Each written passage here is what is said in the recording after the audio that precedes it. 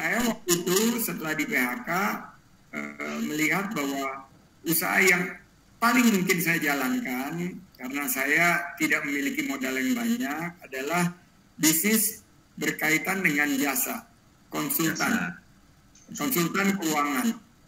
Dan pada saat itu yang saya sasar adalah perusahaan-perusahaan yang membutuhkan konsultasi restrukturisasi keuangan perusahaannya pasca krisis. Dan sekarang ini banyak banget, luar biasa banyak yang per hari ini 2029, 798 juga. Dan karena modal dari pada perusahaan konsultan itu hampir nggak ada, karena yang menjadi modal adalah pengetahuan kita. Betul. Itu adalah modal. Apalagi modal kita, tekad keras. Karena pada saat itu susah sekali sebagai anak muda usia 26-27 tahun harus menawarkan satu konsep restrukturisasi kepada pemilik-pemilik perusahaan yang usianya 2 kali lipat lebih daripada kita. Modalnya jadi apa? Modal kerja keras, modal tekad kuat, itu adalah modal kita. Jadi ini mungkin modal 1, 2, 3, 4, 5. Nah pada saat itu di mana modal keuangan? Nggak ada sama sekali. Karena saya bekerja dengan penuh keterbatasan, akhirnya 1-2 proposal yang bisa diterima, mulailah berjalan. Setelah ada 1-2 perusahaan itu Pak Dahlan Iskan sebetulnya dari Surabaya yang jadi buka satu tabir saya menuju bisnis konsultan keuangan itu. Klien pertama adalah Jawa Post Group dan saya nggak akan pernah lupa. Apalagi modalnya, kenapa bisa ke Jawa Post Group? Melalui network yang dimiliki saya dan keluarga saya dan sahabat-sahabat saya untuk mengetok pintu Pak Dahlan Iskan pada saat itu. 3 tahun lebih saya nunggu di kantor beliau. Beliau sibuk sekali sampai akhirnya sekretarisnya bilang, Pak Dahlan nggak punya waktu untuk bertemu hari ini. Saya tetap tunggu. Begitu Pak Dahlan keluar dengan saya langsung tabrak di situ. Saya bilang, Pak Dahlan, saya punya proposal untuk Bapak. Wah, saya sibuk sekali. Saya bilang, saya hanya perlu waktu 3 menit. Ya sudah, jalan sama saya menuju kendaraan saya. Masuk di dalam lift. Dan di lift itu yang saya sebut sebagai elevator pitch.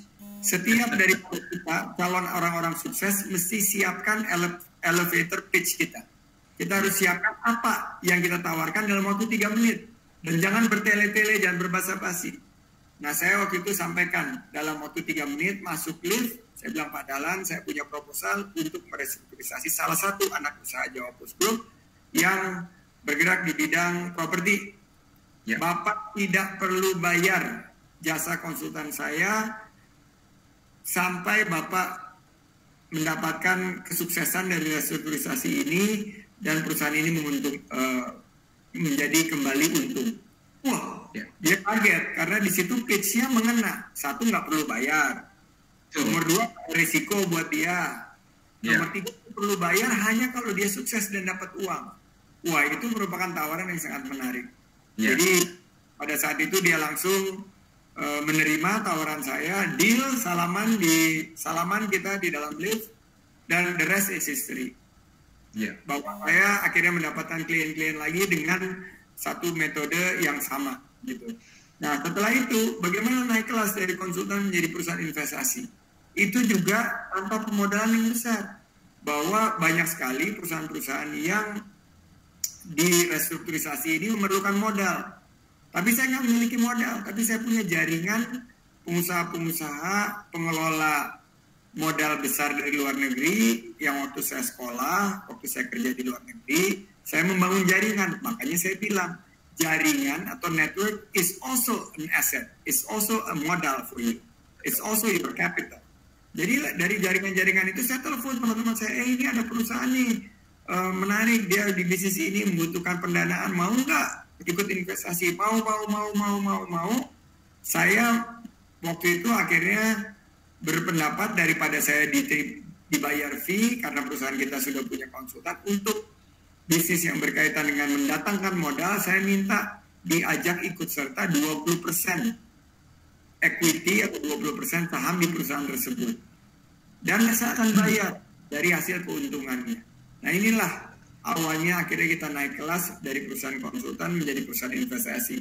Mulai dari 20 menjadi 35%, dan pada satu titik kita akhirnya bisa memiliki kekuatan untuk memiliki 50-51%. Nah, disitulah kita bangun perusahaan investasi yang sekarang menjadi andalan daripada usaha saya. Kita fokus di beberapa sektor utama, sektor sumber daya alam, karena Indonesia melimpah sumber daya alamnya, sumber daya yang saya sebut sebagai infrastruktur, itu juga kita menjadi fokus. Dan klaster ketiga adalah barang-barang konsumsi atau barang-barang produk-produk konsumsi yang dikonsumsi oleh pasar Indonesia. Jadi 3 pilar usaha kita ini yang sekarang kita fokus. Dan sebelum saya masuk terjun di ranah publik, saya serahkan bisnis saya ke profesional, dan profesional sekarang yang mengelola usaha saya. Dan kemarin ini waktu COVID-19, saya cek sama para manajemen baru ini yang anak-anak muda milenial juga nih, 30 tahunan semua nih.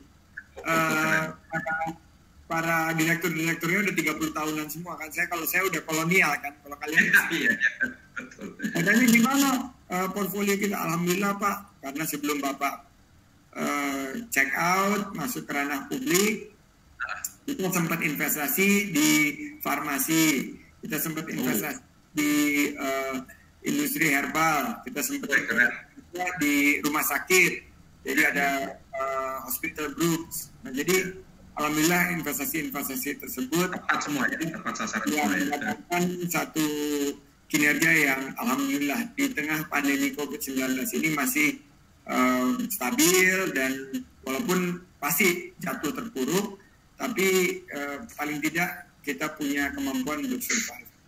Keren. Saya kira kisah dari Pak Sandi tadi itu sudah cukup jelas memaparkan bahwa modal uang itu bukan alasan paling utama untuk kita tidak berani memulai. Justru itu merupakan excuse yang paling sering dipaparkan oleh anak muda zaman sekarang untuk tidak memulai gitu. Nah,